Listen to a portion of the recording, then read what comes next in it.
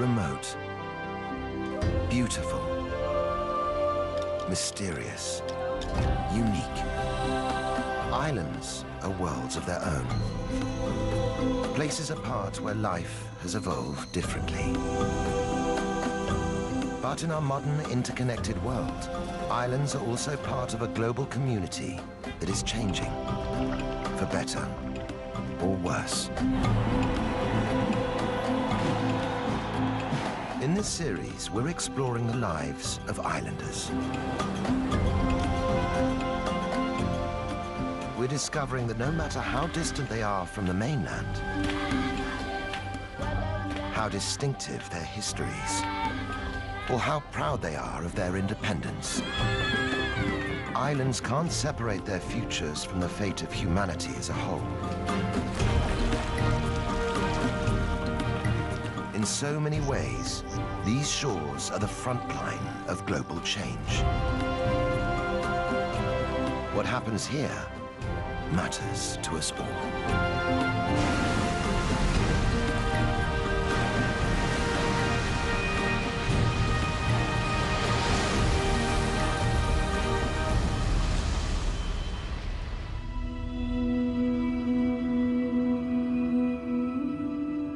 Just south of the equator, off the East African coast, is the archipelago of Zanzibar. It's a group of coral atolls and small islands, dominated by two large ones, Unguja and Pemba.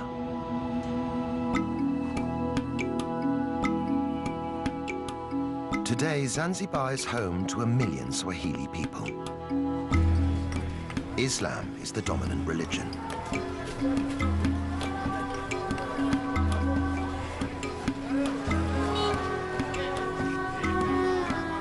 But over the centuries, these islands have known many cultures and customs.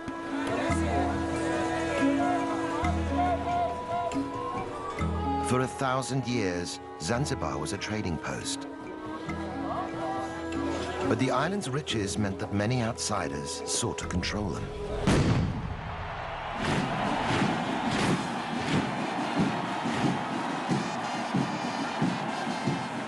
For hundreds of years, Zanzibaris have had to march to the beat of someone else's drum.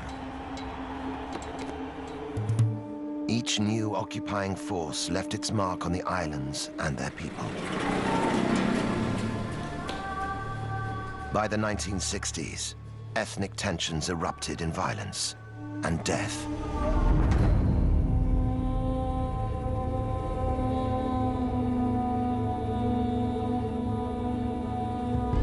The aftermath, extreme poverty and ill health.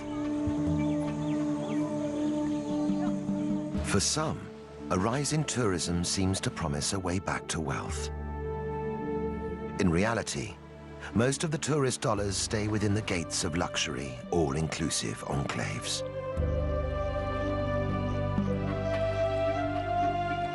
But across the archipelago, signs of change are appearing. From the wreckage of their past, people are building hope for the future. For women, it means living and working more freely without breaking the bonds of their society. For men, it means finding a balance between tradition and reform. These are islanders looking to emerge from the shadows of their past. For the first time in centuries, they're in charge of their own destiny. After all their troubled history, could this be Zanzibar's moment?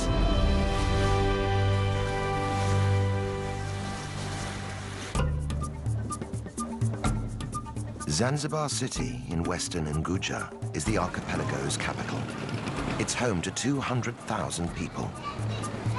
Their modern lives play out against a backdrop colored by rich layers of history. New trade sits alongside the old crafts.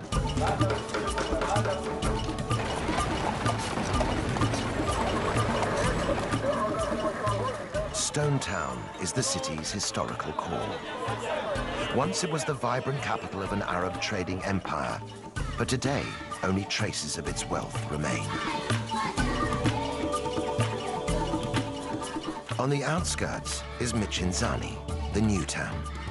Its sprawling settlements clearly mark the divide between ancient and modern.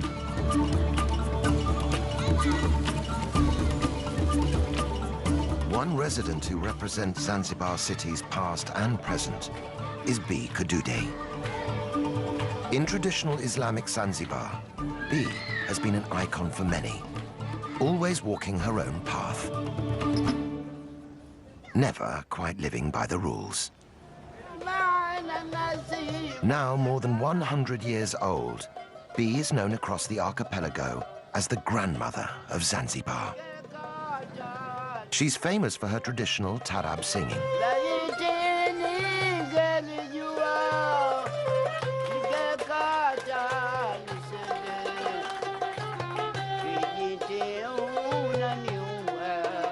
Despite her age, B still performs regularly. The fusion of Arabic rhythms and Swahili poetry is a reminder of Zanzibar's exotic history.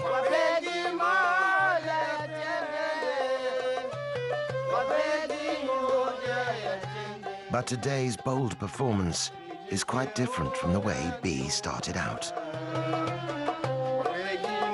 In those days, cultural sensitivities meant women could be heard, but not seen.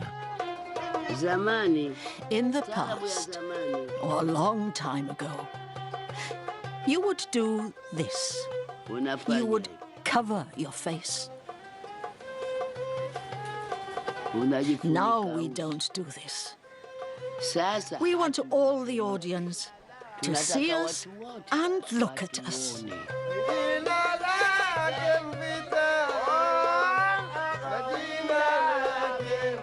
Those early concerts were much more than just entertainment. The songs were a means of social commentary. In the song Kijiti, B sings of a miscarriage of justice and the murder of a pregnant woman.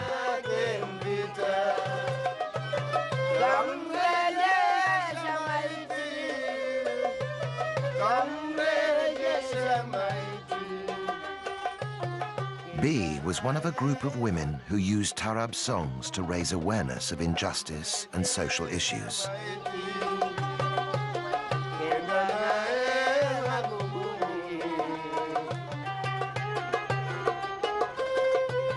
A century after Kijiti was written, women in Zanzibar still don't have the same rights as men. They're expected to obey their husbands and fathers. In public, they're supposed to cover up and behave discreetly. But on special occasions and behind closed doors, everything changes. Led by B, the group are preparing for an intense, women-only rite of passage.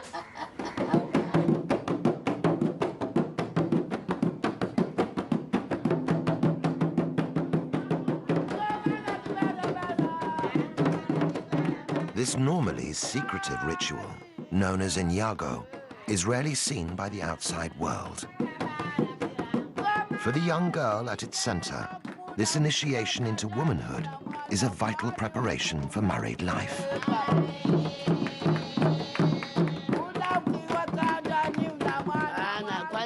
First, we scrub her and teach her how to behave, how to make her husband's bed, how to treat him well and bathe him. This is her role as a wife.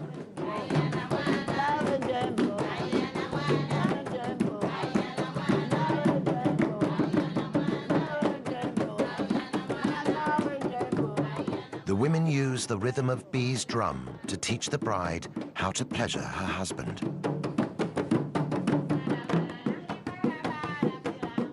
The fun and excitement is intoxicating. But Inyago also has a serious side. Girls are taught how to handle difficult husbands, how to stand firm through the trials of married life. As Zanzibaris step forward into their future, B is worried this old tradition will die with her. When I am gone from this world, it will go, if no one is around to continue it. But as long as the ritual remains relevant to modern women in Zanzibar, it seems sure to survive.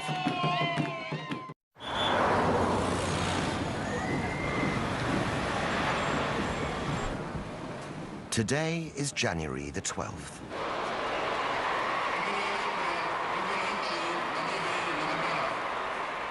The president is on his way to celebrate a pivotal moment in the island's history.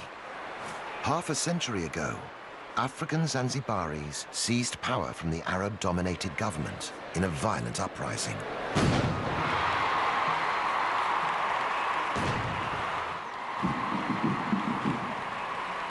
For thousands of spectators, this is a chance to see their armed forces in full display.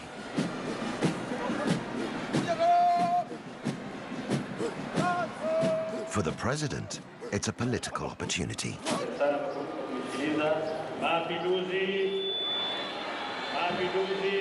But the route to these Revolution Day festivities began over 300 years ago.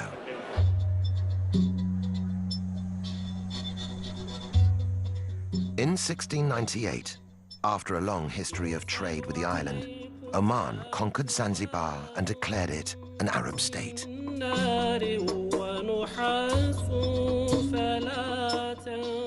Under Omani rule, the archipelago grew into a powerful commercial hub.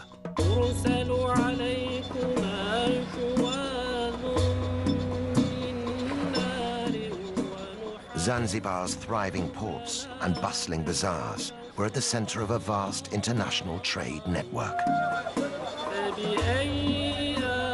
The Arabs grew rich and powerful off the profits of one commodity in particular: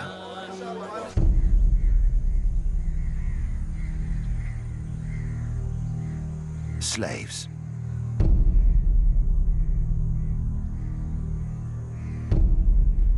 With Islam forbidding the enslavement of other Muslims, it was the Africans who were captured and sold as slave labor.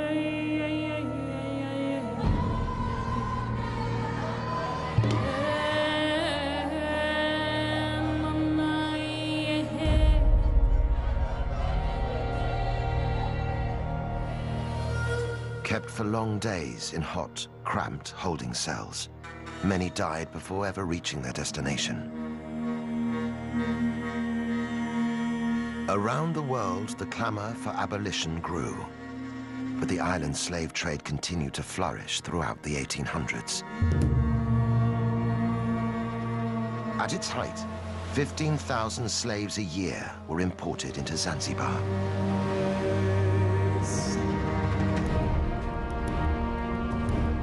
The Arab elite used African slaves to fuel an explosion in clove farming. Zanzibar became known around the world as the Spice Islands. Even after the trade was legally abolished in 1873, slavery continued on the islands for another generation. By the start of the 20th century, the archipelago was firmly divided along ethnic lines. Arabs remained the ruling elite. They possessed most of the land and wealth.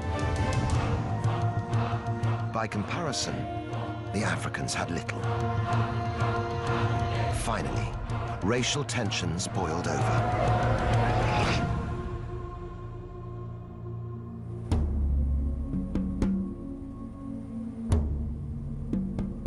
On the 12th of January 1964, the African population turned against the Arabs in the government.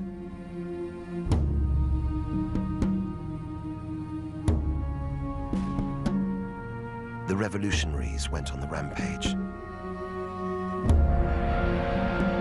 In a single day, 17,000 Arabs and other ethnic minorities were murdered.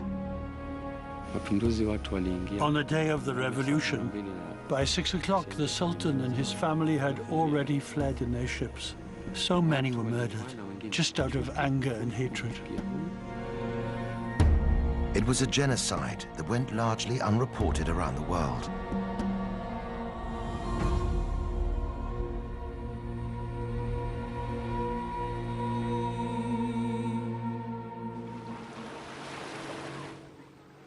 After the horror, many of the surviving Arabs fled the island.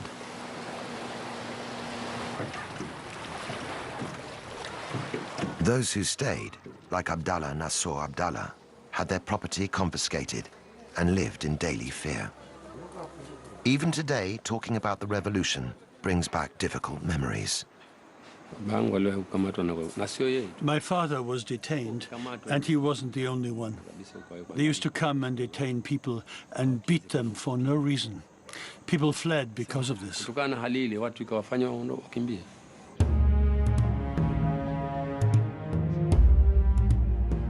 Isolated and without its traditional leadership, Zanzibar sought stability by uniting with Tanganyika on the African mainland to become the Republic of Tanzania. But the political quick fix didn't end the violence, which continued for nearly 50 years. Finally, in 2010, the two main parties agreed to put an end to the fighting.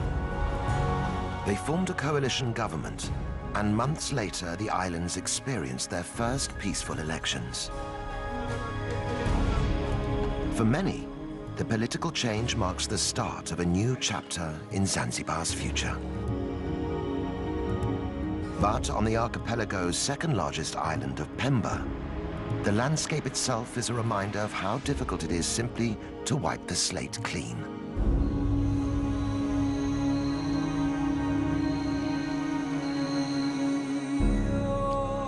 For clove farmer Abdallah, the 1964 uprising caused a sharp decline in the island's spice industry. Until then, most of Pemba Island was owned by Arabs, who used its fertile farmland to become the world's leading producer of cloves. Widely used in cooking and perfumes, the dried flower buds allowed Zanzibar's economy to flourish. After the revolution, Arab land was seized and redistributed to African islanders. But many of the new tenants neglected the farms. Thousands of Pemba's clove trees withered and died.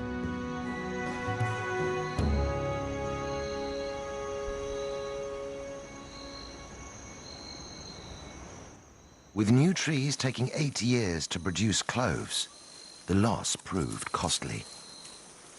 In the months after the revolution, clove production in Zanzibar dropped by 95%.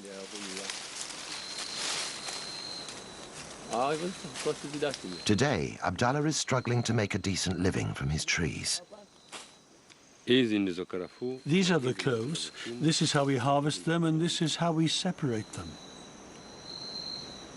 But even a good harvest doesn't guarantee good profits. We are forced to sell our cloves to the government. We don't have any other choice. We can't sell to outsiders.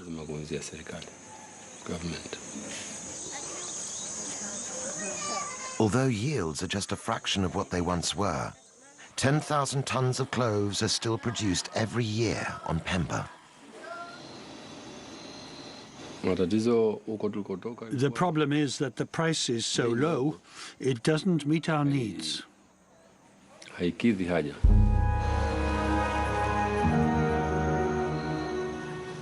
The Zanzibar State Trading Corporation pays the clove producers less than half the market rate. The low price makes it a real struggle for Abdallah to make ends meet for his family. For other, less scrupulous farmers, it means turning to the black market. I've never smuggled myself, so I don't know the price. But other people are smuggling cloves to Kenya across the ocean.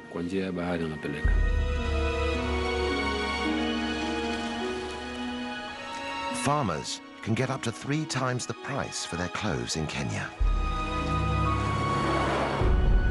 But the cost of smuggling can be extremely high. Sometimes they get caught. They lose their clothes, their dhow, everything they own, and then they're sent to jail.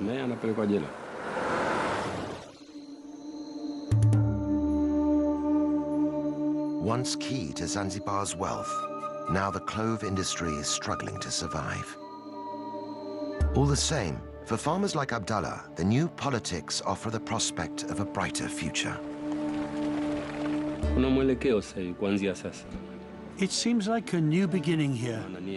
The coalition government are trying to build a new Zanzibar. So not just for me, but for many people, things will get better, God willing.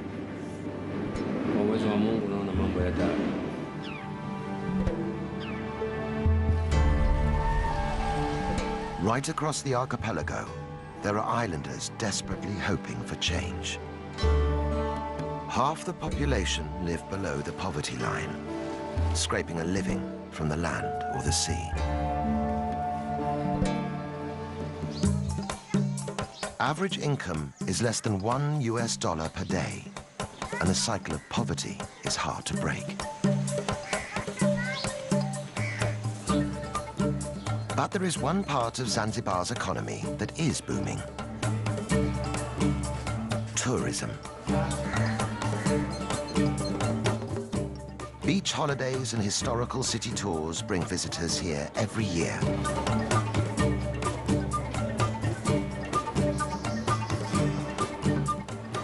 The rapid growth of tourism is bringing new jobs and opportunities.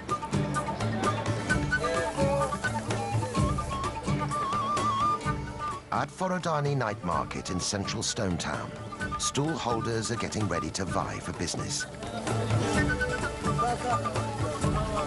As the sun goes down, the air is filled with the tempting aromas of skewered fish and fresh kebabs. Tourists and locals mingle to enjoy the taste of Zanzibar. Despite its benefits, tourism is not the answer to island-wide poverty.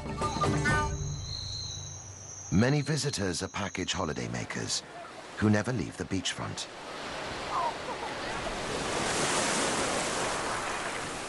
Very little of the money spent inside the big resorts ever reaches local Zanzibaris.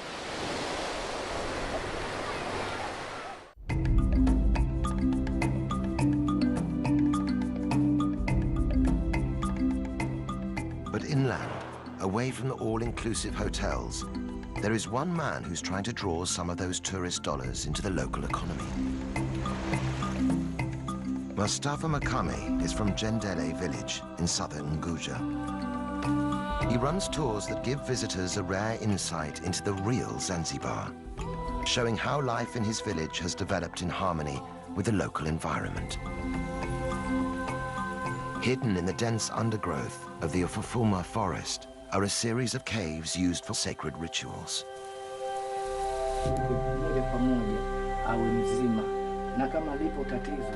Mustafa thinks they could be the key to attracting visitors. Tourists can have the chance to meet the witch doctor and see how he works.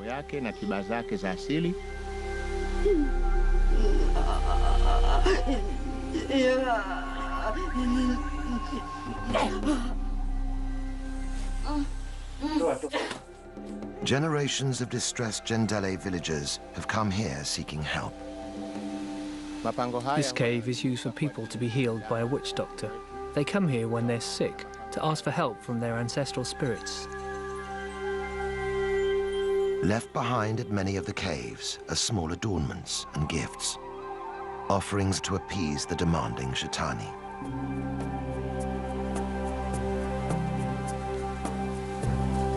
And the ancestral spirits aren't the only residents of the forest.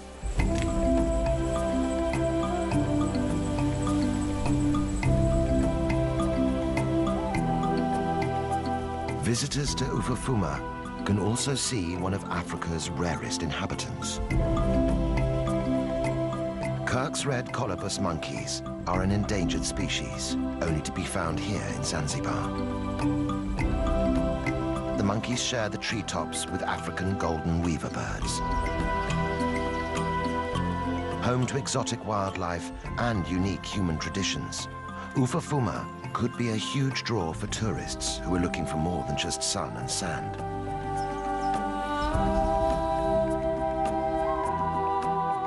Already, Mustafa's scheme is generating vital income and bringing real improvements to life in his village. We use the money raised from tourism to support our community as much as we can. For example, we've helped provide electricity for Jendele village.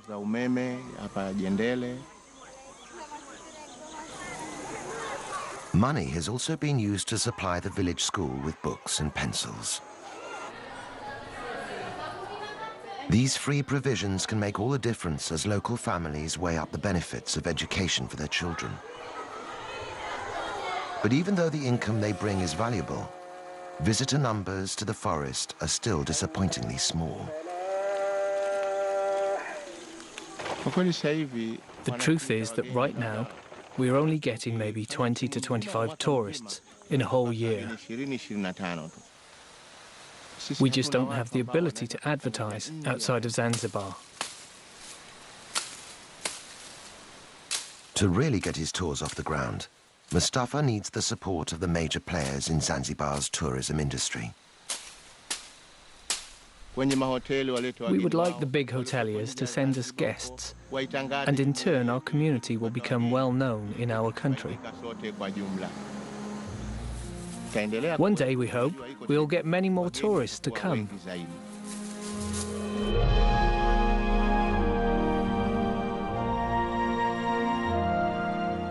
But there are parts of the archipelago where outsiders are not welcome.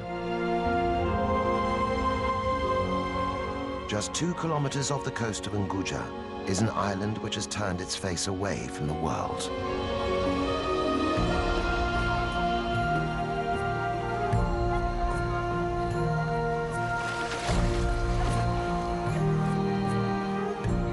Once, Tumbatu ruled the whole of Zanzibar as its capital. Now, islanders here choose to keep themselves apart.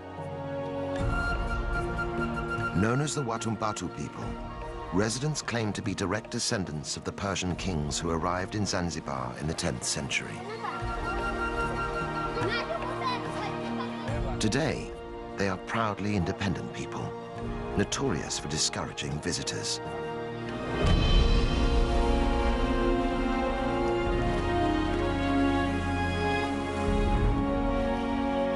For Suleiman Mohammed Haji, being a native of Tumbatu defines his way of life. Every day, he goes out in his Ngalawa, or Swahili canoe, to fish for a living. Suleiman attributes his sailing skills to his distant ancestors who arrived in great dhows from the Middle East. Tumbatu Islanders still have a reputation as the finest sailors on the East African coast. But Suleiman's Ngalawa is too small to sail in deep waters, and in the heavily fished areas around Tumbatu, even the best sailing skills don't guarantee a good catch.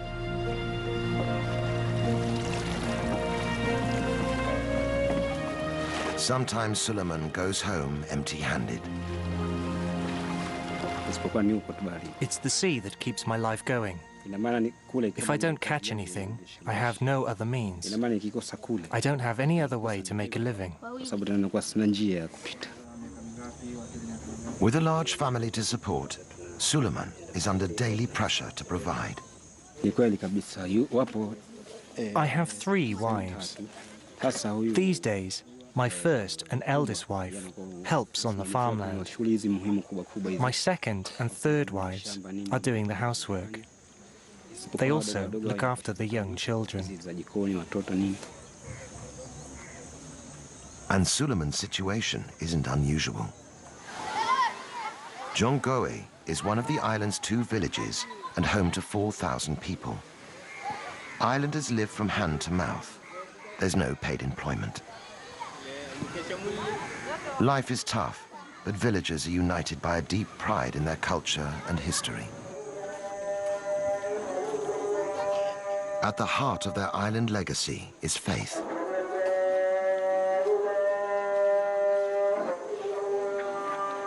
Brought to Zanzibar by the first Arab settlers, Islam is central to life here.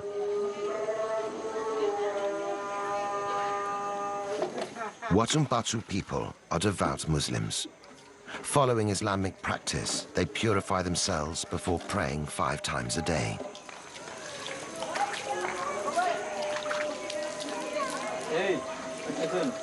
Gender roles are strict, and even prayer is segregated. While men attend the mosque, women must worship in private. Village chief Mwadini Makami is determined to keep out the modern influences he sees damaging other parts of the country.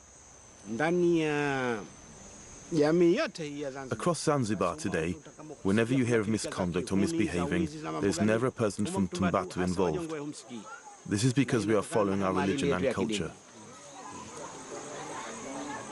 As chief, Mwadini believes it's his responsibility to protect Tumbatu's cultural integrity. For him, the key to doing that is to discourage tourism.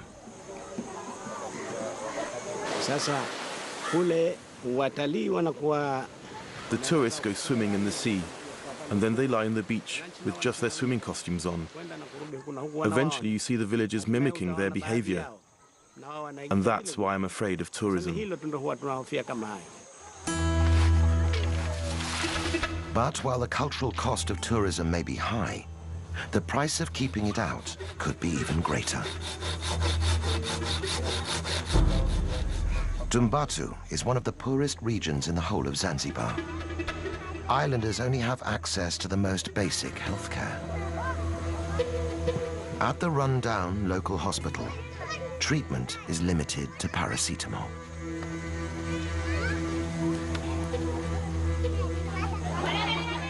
The isolation of Tumbatu is both its strength and its weakness. Soon, islanders will have to decide if the cost of maintaining it is simply too high.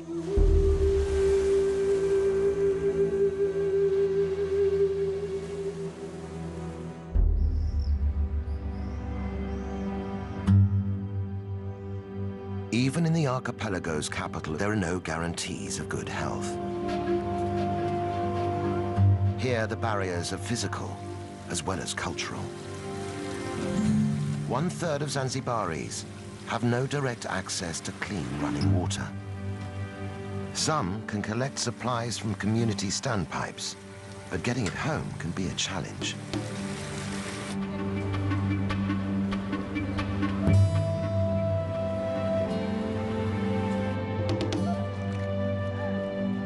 Poor sanitation is another major problem.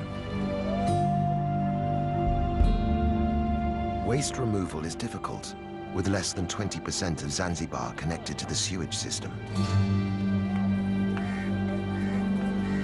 Without basic services, infectious diseases like cholera are a constant threat. The result? Life expectancy in Zanzibar is one of the lowest in the world. Just 48 years. Children are particularly vulnerable. 1 child in 6 will die before they reach their 7th birthday.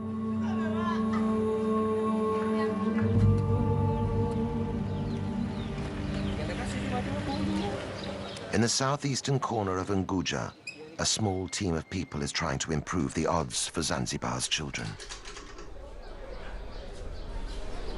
Makunduchi is one of only 3 hospitals on the whole island.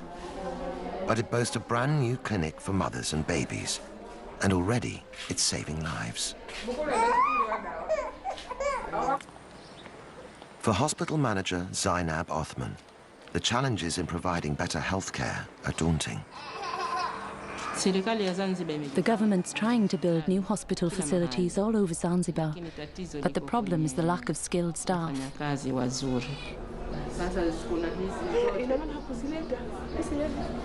With extra funding from the British-based charity, the Makunduchi Project, hospital facilities here have been recently improved. But Zainab still only has 34 beds and 2 junior doctors to treat a population of 60,000 people. Even with such limited resources, the team are working miracles. After the birth, this woman had a postpartum hemorrhage, which meant she had to have a blood transfusion. It helped save her life. It would have been another story without it.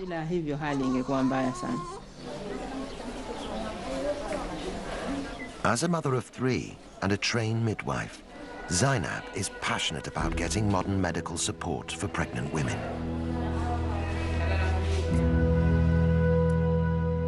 But convincing local women to use the hospital facilities isn't straightforward.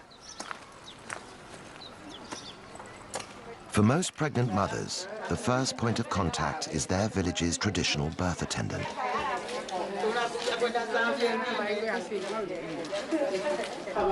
These women are experienced at assisting labor, but they're not formally trained like a midwife. Traditional birth attendants are very important in our communities, and we must work hand in hand with them. We can help improve their skills and their knowledge so they can work more effectively and give safe advice.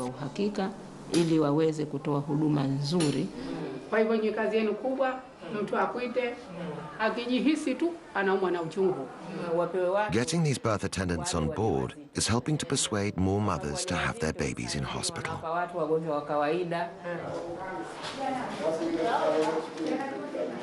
But it's not only the traditional birth attendants that Zainab must work alongside.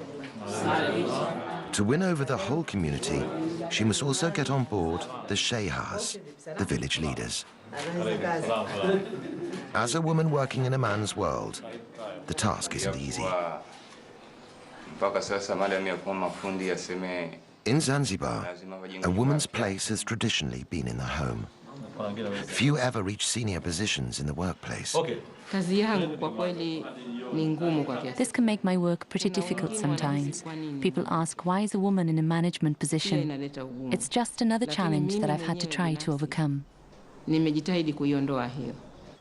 Zainab is a pioneer for women in Zanzibar.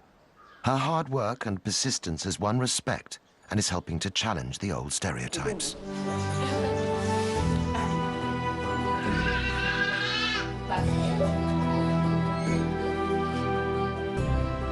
It is these small-scale changes in attitudes and public services that are marking the birth of a new era for Zanzibar. Up and down the country, there are other signs of change.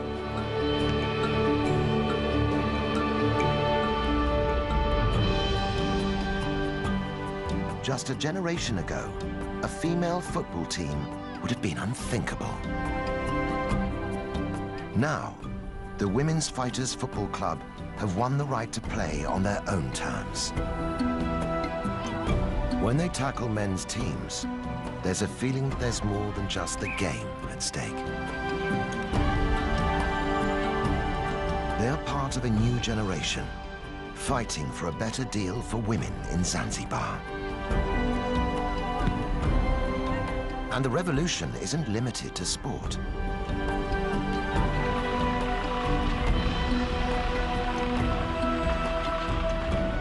In the streets of Stone Town, female building crews have begun patching up the crumbling houses. In giving the old capital a facelift, they're also building a new image for themselves.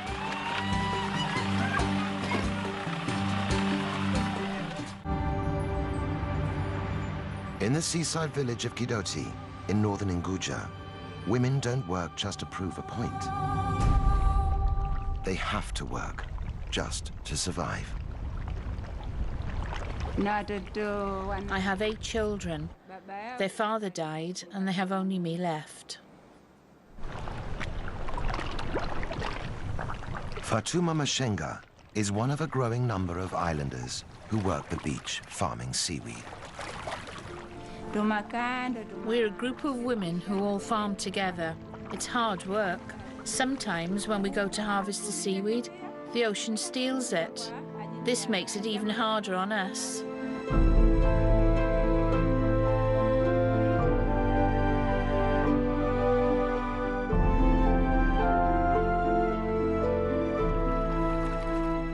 Known locally as moani, the seaweed is valued for its gel. It's used in cosmetics, medicines, and even ice cream. But it's not just a question of picking what's there. The crop has to be trained and cultivated. I go all along the rope, tying the seaweed on until I've reached the end. When that's done, I wait for the tide to come in before I go home. It takes 3 months before the newly planted seaweed is ready to harvest.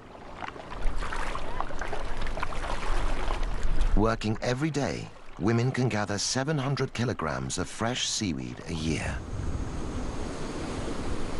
But harvesting is just the beginning.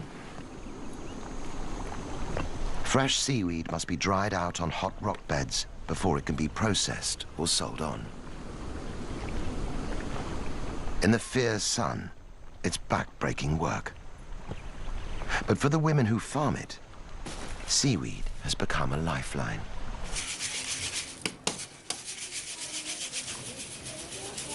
As a widow, Fatuma's income is the only means she has to sustain her family.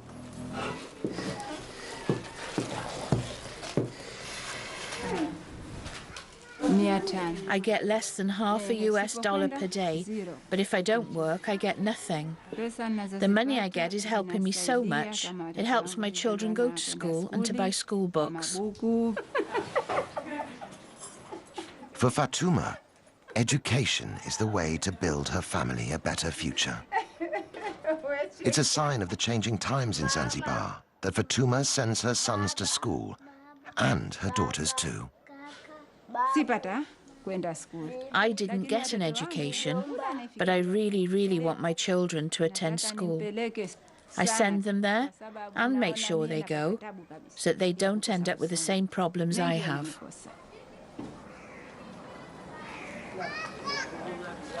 The profits are small, but Fatuma and her friends feel empowered by the money they're making.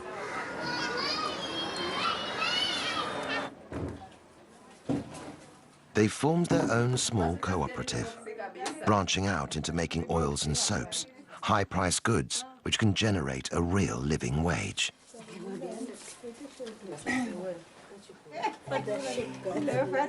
As traditional exports decline, it is women like Fatuma who are building the foundations of a new economy for Zanzibar.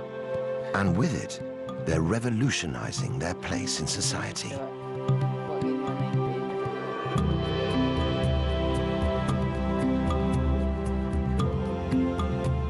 Across the archipelago, individual endeavors are combining to transform the life of the nation. They're pushing Zanzibar into a new phase of development, socially and politically. Life here has always been vibrant and colorful. The rituals and traditions of island life have lost none of their power.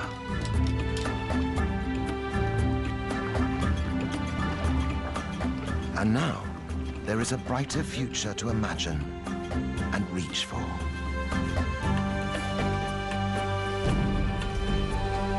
The world is watching as the Spice Islanders begin to chart a new course for themselves. After all the storms they've lived through, Zanzibaris can feel fresh wind in their sails.